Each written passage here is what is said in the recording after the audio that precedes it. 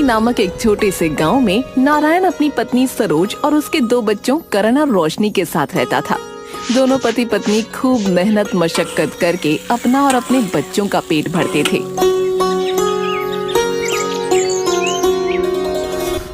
सरोज, हर बार ठंड में तापमान इतना नीचे तो नहीं जाता था, लेकिन इस साल तापमान बहुत ज्यादा गिर गया है। हाँ, आप सही कह रहे हैं। इस बार तो गांव के लोग बहुत ज्यादा परेशान हैं। दिन हो या रात हो, लोग ठंड से ठिठुर रहे हैं। इस साल तो बहुत ज्यादा ठंड पड़ रही है। काम करना बहुत मुश्किल हो गया है। घर से निकलते ही ठिठुरन शुरू हो जाती है।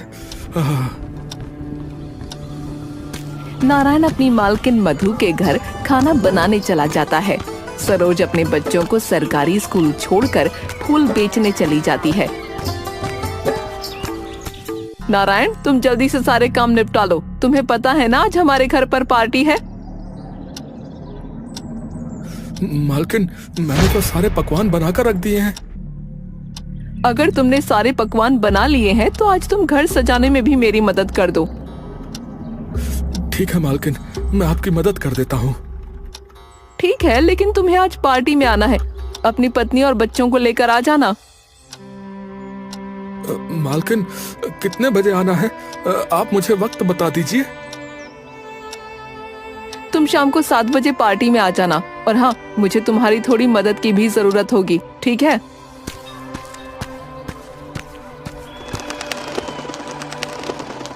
नारायण अपनी पत्नी और दोनों बच्चों को तैयार करके शाम को 7 बजे पार्टी में आ जाता है।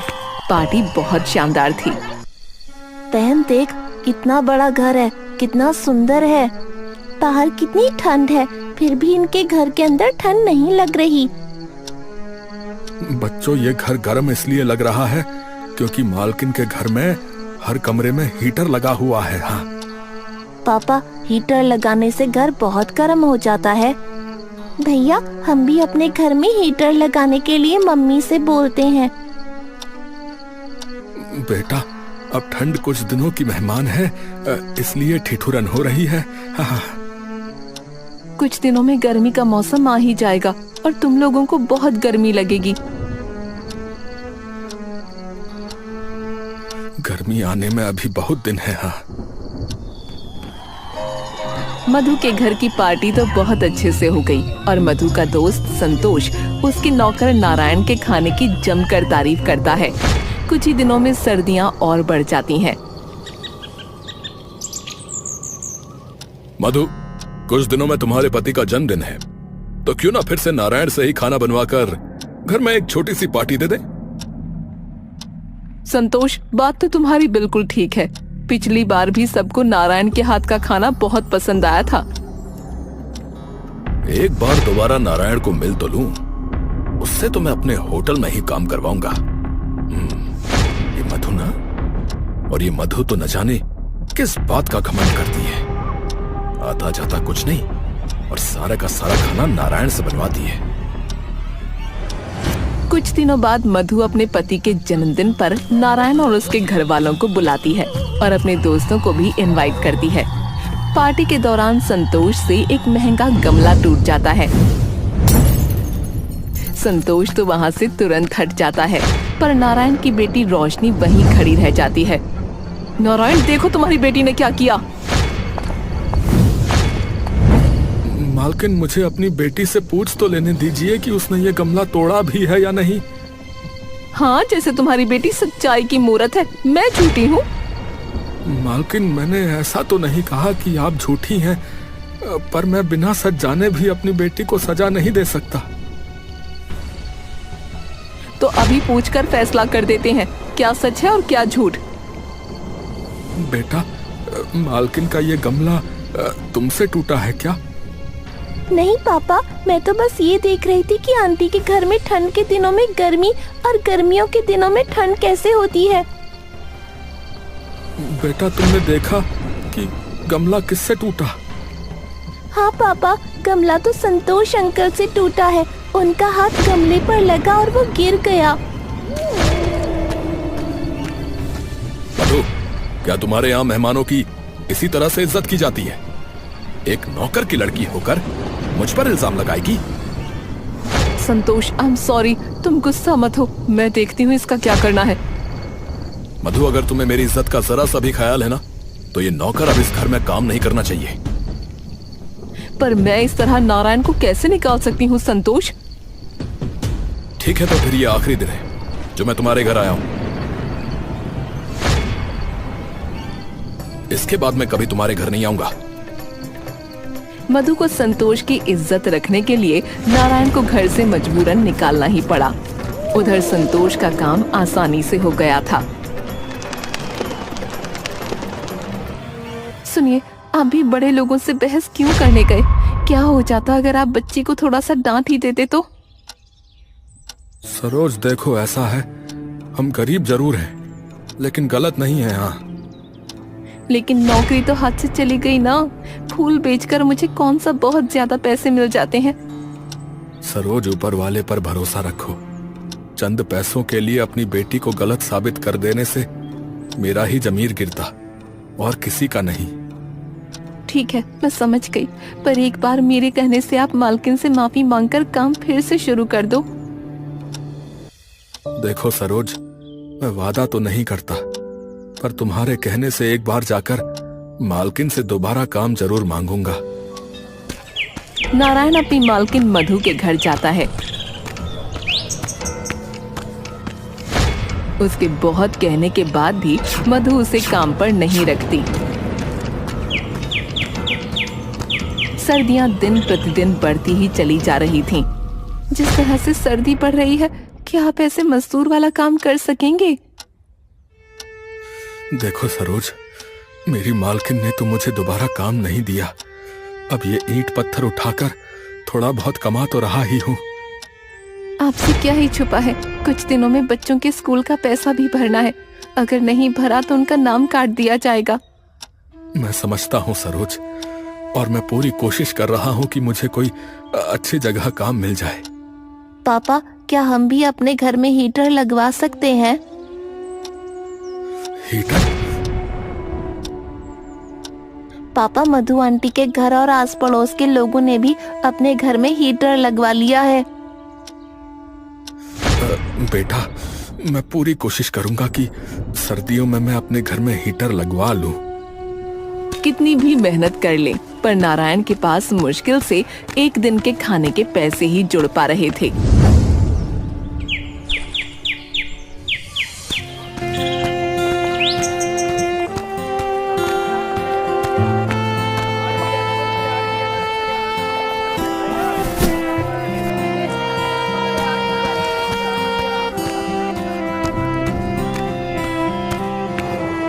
हे भगवान, अब तो खाना बनाने के लिए आटा भी नहीं है।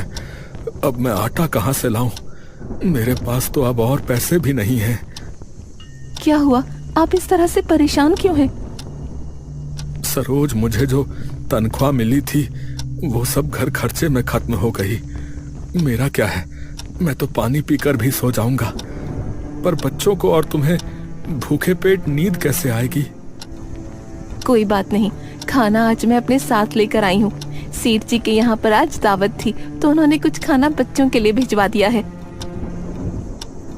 उस रात तो भगवान की कृपा से सभी को खाना मिल गया था। अगले दिन सुबह नारायण फिर काम की तलाश में निकलता है। तभी उसे रास्ते में संतोष मिलता है। अरे नारायण, कैसे हो? इस तरह परेशान क्यों घूम रहे हो? छोटा मुंह बड़ी बात साहब, आपका तो घर पैसों से भरा होगा, लेकिन फिर भी आपने हम जैसे नौकरों का जरा भी ख्याल नहीं रखा। ऐसी बात नहीं है नारायण, मैंने तुम्हें ढूंढने की बहुत कोशिश की। मानता हूं मेरा तरीका गलत था, पर मैंने जानकर यह सब नहीं किया। साहब, आप लोग बड़े लोग हैं, आपको दर बदर नहीं भटकना पड़ता, पर हम जैसे गरीब लोग कहां जाएंगे? देखो, माफी मांगने से तो कुछ नहीं मिल पाएगा तुम्हें, पर हाँ, मेरा होटल है। अगर तुम वहां बावर्ची का काम करो और तुम्हारे हाथ का खाना सबको पसंद आए, तो तनख्वाह जरूर मिल सकती है। नारायण खाना बनाने के काम पर लग जाता है और ग्राहकों को खाना सर्व भी करता है। ऐसे ही शाम हो जाती है और होटल क्लोज होने का वक्त आ जाता है। पर अभी भी लोगों की भीड़ कम नहीं होती। चलो, आज तो सारी डिशेस बिक गई और भीड़ भी कम नहीं हुई, इसलिए कल से तुम्हें और डिश बनानी होंगी। साहब, मैं बहुत ही स्वादिष्ट नाश्ता भी बनाना जानता हूँ। ठीक है, तो ये लो आज के काम के पैसे, 500 रुपए। धन्यवाद साहब, आपने आज मेरे घर वालों को और मुझे भूखा सोने की नौबत नहीं आने दी। नारायण होटल से निकलकर सबसे पहले राशन की दुकान पर जाता है। वहाँ से राशन का सामान खरीदकर घर आ जाता है। सरोज, भगवान ने हमारी सुन ली। ये लो, हफ्ते भर का राशन और सब्जियाँ। आपके पास इतने सारे पैसे कहाँ से आए? कोई अच्छा काम मिल गया क्या? सरोज, भगवान से प्रार्थना करो कि साहब का काम चल जाए, और अगर कल भी इस तरह से उनके होटल में भीड़ लगी रही तो वो मुझे कल मेरी महीने की तनख्वाह बता देंगे। आपको किसी होटल में काम मिला है? फिर तो साहब बहुत अमीर होंगे, है ना? हाँ सरोज, मेरी जो मालकिन थी उनके दोस्त नहीं थे संतोष जी, संतोष जी का ही होटल है, और उन्होंने मुझे आज की तनख्वाह 500 रुपए दी थी। ठीक है, मैं जल्दी से खाना बना देती हूँ। आप हाथ मुंह धोकर आ जाइए और बच्चों को भी साथ ले आइएगा। अगली सुबह नारायण बच्चों को स्कूल छोड़कर वापस काम पर चला जाता है। होटल पर पहुंचकर नारायण नाश्ता बनाता है जो ग्राहकों को बहुत पसंद आता है। नारायण के बने हुए नाश्ते को खाकर ग्राहक बहुत तारीफ करते हैं। अरे संतोष भाई, आपने कोई नया बावर्ची रखा है क्या? क्या हुआ, खाने में कोई प्रॉब्लम हुई है क्या? अरे नहीं नहीं संतोष भाई, हम तो अक्सर आपके होटल पे खाना खाने आते ही हैं, पर आज का खाना हमेशा के खाने से बहुत ज्यादा स्वादिष्ट है। जी शुक्रिया शुक्रिया, ये तो बस हमारे बावर्चियों का हुनर है। ग्राहकों को आज बनाया हुआ नाश्ता कल से भी ज्यादा अच्छा लगा। सारे ग्राहकों का कहना था कि इससे स्वादिष्ट पकवान उन्होंने आज से पहले इस होटल में कभी नहीं खाए। नारायण, तुम्हारे हाथ में तो जादू है। तुम्हारे हाथों के बने हुए पकवान खाकर ग्राहक एक एक्स्ट्रा प्लेट खा रहे हैं। तुमने तो कमाल ही कर दिया भाई। सब ऊपर वाले की देन है साहब, वो जो दे उतना बहुत है। नारायण, आखिर तुमने ऐसा क्या मिलाया है इन पकवानों में जो ग्राहक इतनी तारीफ कर रहे हैं? साहब जी, कुछ खास नहीं मिलाया है, बस थोड़े से नमक मिर्च मसाले जो है बराबर मात्रा में डाले हैं। बस इसी तरह रोज सब पकवान बहुत जल्द ही खत्म हो जाएं तो मजा आ जाए। ऐसा ही होगा साहब, आप निश्चिंत रहिए। ठीक है, कल से काम पर जल्दी आ जाया करना, क्योंकि कल से हमें और ज्यादा मेहनत करनी होगी। संतोष का अब काम बढ़िया चल गया था। उसने अपने होटल में हीटर भी लगवा लिया, जिससे उसका काम बहुत अच्छा हो गया। एक दिन संतोष और उसकी पत्नी आपस में बात कर रहे थे। अच्छा किया आपने अपनी उस घमंडी दोस्त मधु को सबक सिखा के, उसे खुद तो कुछ आता ही नहीं था। मैं भी किसी से कम नहीं हूँ, मजा चखा दिया मधु को। अब उसका नौकर भी हमारे हाथ में और चांदी चांदी अपनी, ऐश से जीने के दिन है हमारे। नारायण के कारण अब मेरा होटल कभी खाली नहीं होता। ध्यान रखना कभी मधु को इस सच का पता न चले। तुम उसकी चिंता ना करो, मैं संभाल लूंगा। मधु संतोष के घर के बाहर ही खड़ी थी, जिसकी वजह से उसे संतोष का सच पता चल गया। मधु संतोष से मिले बिना वहाँ से चली गई। अरे थु, थु, थु। अरे अरे, ये किसने बनाया खाना है? इसमें मांस और छिपकली निकली है भाई। सर गलती हो गई, हमारे खाने में कभी आज तक ऐसी शिकायत नहीं आई। अरे तो क्या मैं झूठ बोल रहा हूँ? बेवकूफ नजर आता हूँ मैं? इस मरी हुई छिपकली और इस सड़े हुए खाने का पैसा दूंगा मैं तुम्हें, हैं? नहीं नहीं सर, आप बिल्कुल पैसा मत दीजिए, हम आपको नई डिश बना के देते हैं। अरे मुझे किसी प्रकार की डिश नहीं चाहिए, मैं एक वकील हूँ और तुम्हारा ये होटल बंद करवा के रहूंगा। देखिए ऐसा मत करिए, ये होटल ही मेरा सब कुछ है। मैं तो रोड पे आ जाऊंगा, मैं आपके हाथ जोड़ता हूँ, आप केस मत करिए। आप चाहे पैसा मत दीजिए, आप पूरे महीने फ्री में खाना खा के चाहिएगा, पर प्लीज आप केस मत करिए सर।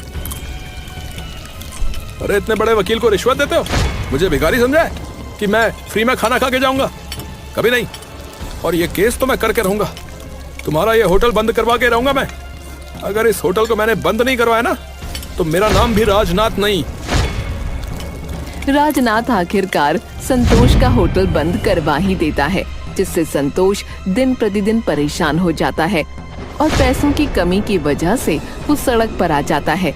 संतोष के साथ साथ नारायण की स्थिति भी खराब हो गई थी।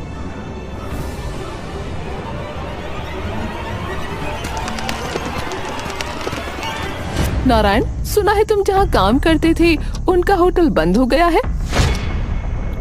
मालकिन, आप घर कैसे आई? आइए बैठिए ना। नारायण, मुझसे जो भी गलती हुई उसके लिए मुझे माफ कर देना, पर क्या तुम मेरे घर पर काम कर सकते हो? जी मालकिन, ये तो मेरी किस्मत है कि आपके यहाँ मुझे दोबारा काम मिल गया। ठीक है, मैं तुम्हें 10,000 रुपए दूंगी और अपनी पत्नी को भी साथ लाना। मैं उसे भी 10,000 रुपए दूंगी काम करने के। आपका बहुत बहुत धन्यवाद मालकिन। अगले दिन नारायण और उसकी पत्नी दोनों मधु के घर काम करने लगते हैं। वक्त बीतता है, संतोष अपने हालात से परेशान होकर आखिरकार मधु के घर पहुंचता है। मधु, मैं कई दिनों से बहुत परेशान था, पर तुमसे कहने की हिम्मत नहीं थी। क्या हो गया संतोष? तुम तो बहुत ज्यादा परेशान लग रहे हो। मैं पहले तुमसे माफी मांगना चाहता हूँ। मैं समझी नहीं, किस बात की माफी संतोष? नारायण की बेटी ने वो गमला नहीं तोड़ा था और मैं जानकर नारायण को तुम्हारे घर से निकलवाना चाहता था। पर नारायण से तुम्हें क्या फायदा होता है संतोष? नारायण बहुत अच्छा खाना बनाता था, इसलिए मैं उसे अपने होटल में रखना चाहता था।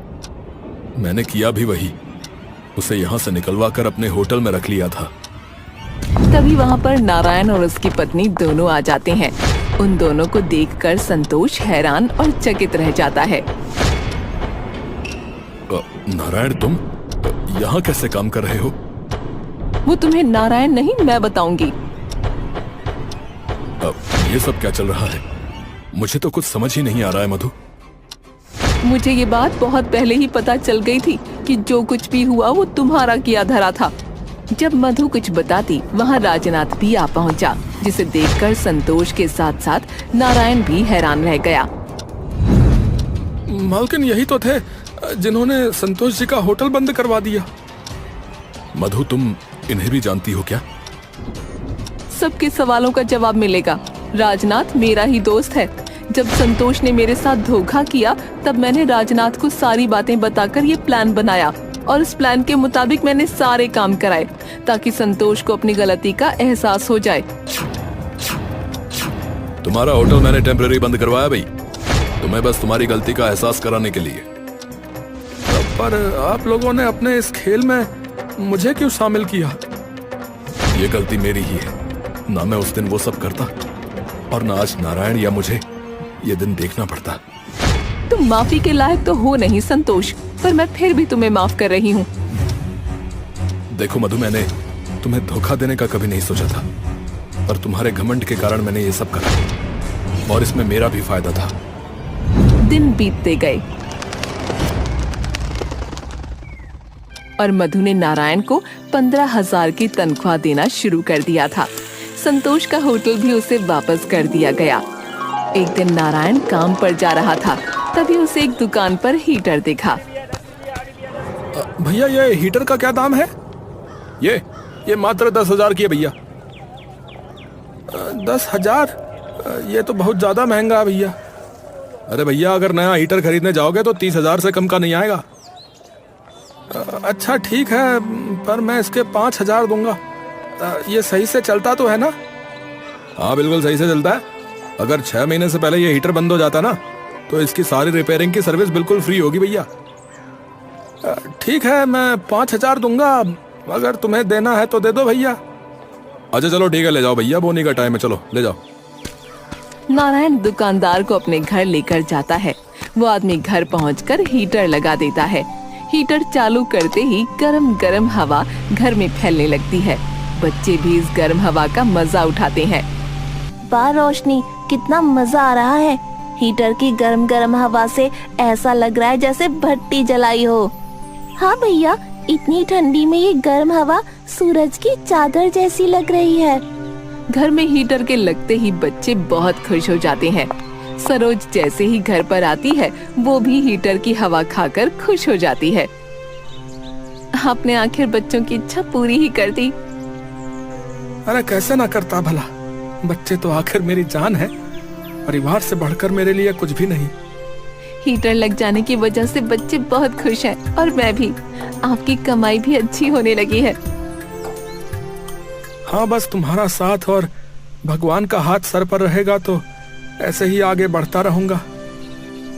मधु अपनी जिंदगी में खुश थी और संतोष अपनी गलती का पश्चाताप करने के लिए नारायण के बच्चों की स्कूल की फीस भरता है।